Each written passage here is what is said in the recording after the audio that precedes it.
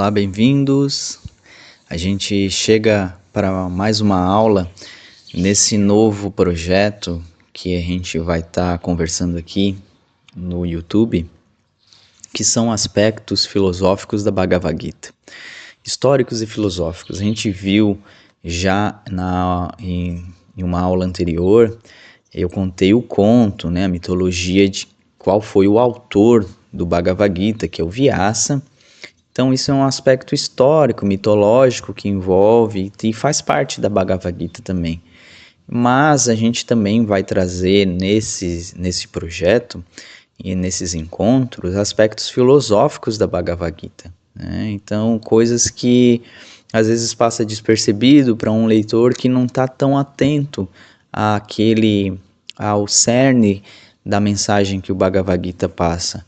É claro que é muito difícil a gente esgotar um texto tão rico em informações filosóficas, mas a nossa ideia nesses encontros é ir buscando paralelos entre a nossa prática do dia a dia, entre algo que a gente ouve nas nossas aulas de Hatha Yoga, ou até mesmo aqueles que estão interessados em ler o livro, ou leram e entenderam um pouco, assimilaram um pouco desse conhecimento. Passa despercebido muita coisa, às vezes quando a gente não faz links, trazer isso, trazer nessa aula basicamente esses insights, esses tesouros que existem dentro da Gita e que muitas vezes passam despercebido do leitor que não está acostumado a ler as palavras, a fazer interpretações e assim por diante. A minha ideia é ajudá-los nesse caminho, Aí eu uso para essa nossa aula 3 traduções, caso vocês tenham alguma delas, é legal. Eu sei que essa tradução aqui, que é a tradução do Swami Prabhupada, que é o Bhagavad Gita como ele é uma tradução bem interessante. Eu acho que vocês conseguem até achar aí na internet em PDF ou em algum site, que tem dessa associação, internacional de consciência de Krishna. É bem interessante, já bem atrelado à tradição Vaishnava, eles são bem entusiastas do Bhagavad Gita. É uma tradução muito boa, eu recomendo. E tem essa também que eu vou usar, que é o Bhagavad Gita, uma nova tradução, que é o do George Feinstein. É muito interessante, que vocês vão observar também esse contexto. George Feinstein, a Brenda Feinstein, que é a sua esposa, são estudiosos, da tradição do yoga. Eu ouso dizer que um dos maiores estudiosos da tradição do yoga é o George Feinstein. E aí tem uma linguagem mais orgânica, já não tão atrelado ao Vaishnavismo, essa ideia da devocional mesmo, que os Vaishnavas têm, da consciência de Krishna, bem interessante. E essa tradução também é bem interessante, da editora Pensamento, A Mensagem do Mestre.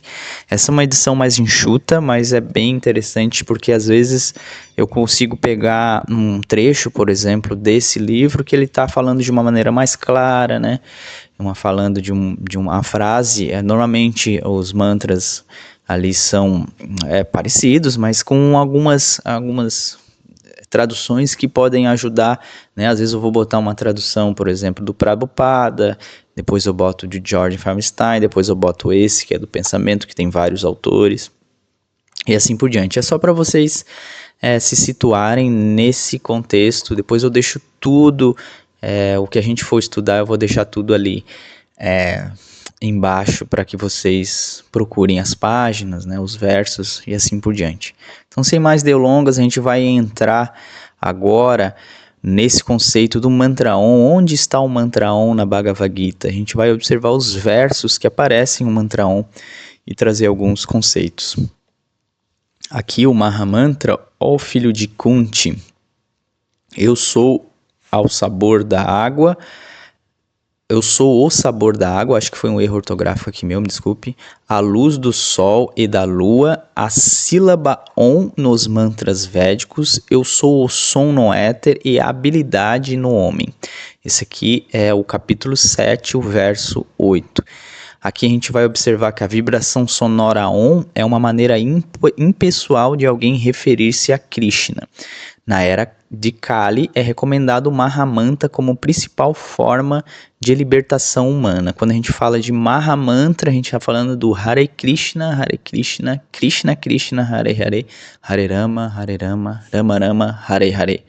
Quando a gente está falando da era de Kali, a gente está falando da nossa era, né? Existiram 3 eras anteriores a essa, mas o que importa aqui no nosso assunto é a Kali, a era de ferro, onde a gente está observando a decadência dos valores morais, né? A nossa dificuldade de fazer essa conexão com o divino.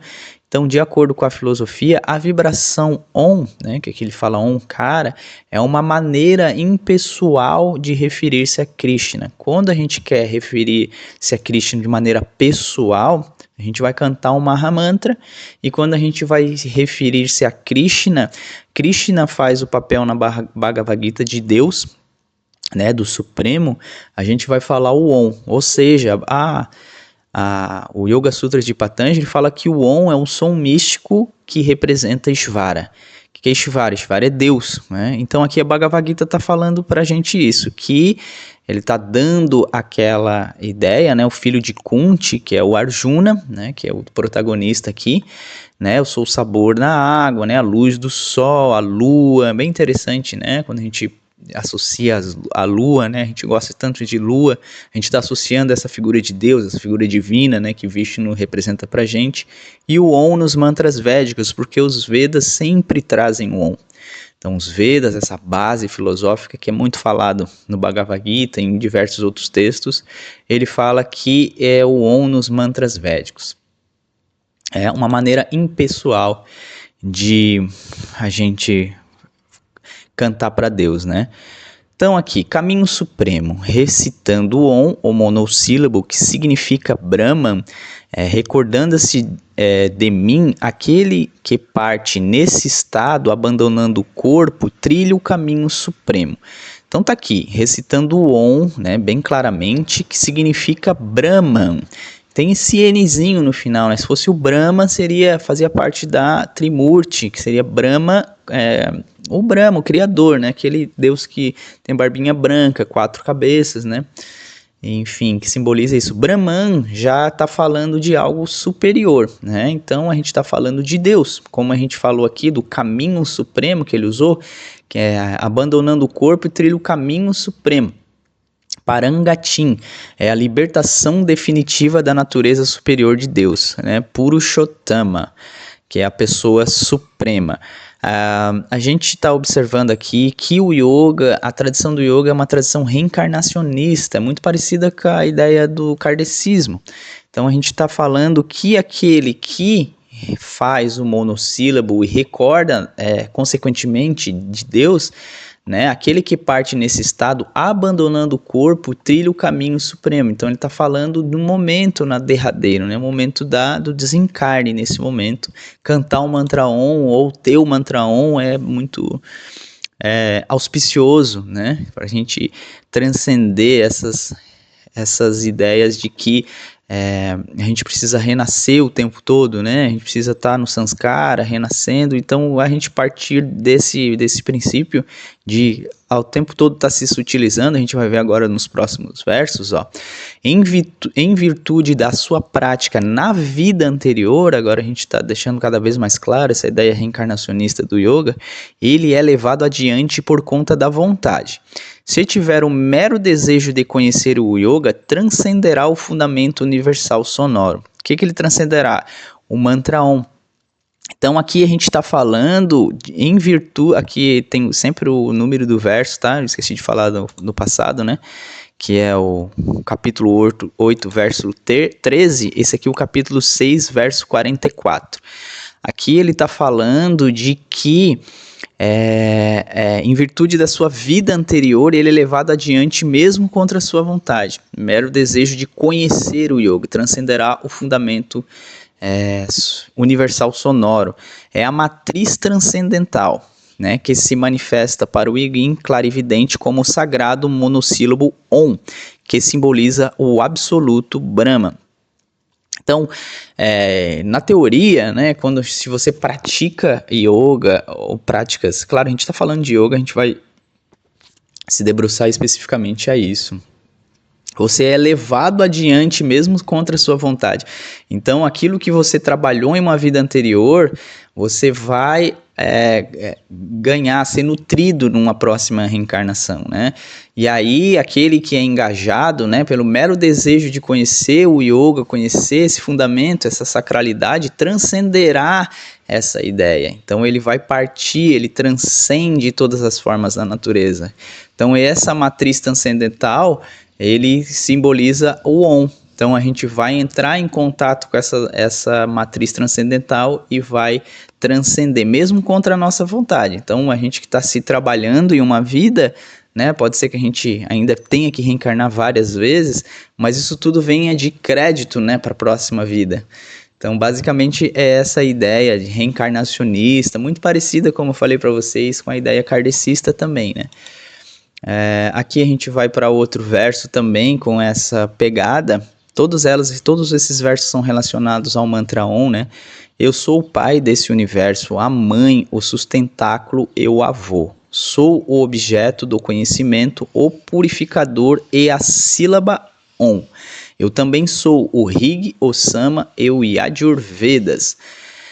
Capítulo 9, versículo 17, em que ele fala muito bem, né, que toda essa ideia de que tudo isso que aparece para a gente, enquanto avô, enquanto os nossos parentes, as pessoas que estão ao nosso redor, todas elas têm potência Vishnu dentro delas, Deus dentro delas. É isso que esse verso quer dizer. Tudo isso que está ao nosso redor tem potência tem potência, é como se a gente tivesse um DNA divino, né? E aí ele deixa claro que sou o objeto do conhecimento, o purificador e a sílaba Om. Então tudo isso, né, esse objeto de conhecimento, essa busca que a gente tem por uma mente búdica, o que é uma mente búdica? É uma mente que não perde mais o tempo com coisas que vão diminuir a nossa energia, diminuir o nosso espírito, né? Então eu sou objeto de conhecimento, né? Eu sou aquele que purifica as práticas ascéticas, as meditações, né? E sou essa vibração primeva, que é o mantra Om. E aí ele deixa claro aqui também que é a fonte, né, vamos dizer assim, a matriz do yoga, né, que é o Rig, o Sama e o Ayurveda. Você deve estar sentindo falta do Atharva Veda também, que é o quarto Veda. Mas para muitas tradições o Atharva Veda não é considerado um Veda, porque já entra mais naquele contexto marginal da sociedade, né, das feitiçarias, dos misticismos, e aí muita gente não considera ele como uns Vedas, e que a Bhagavad Gita não considera.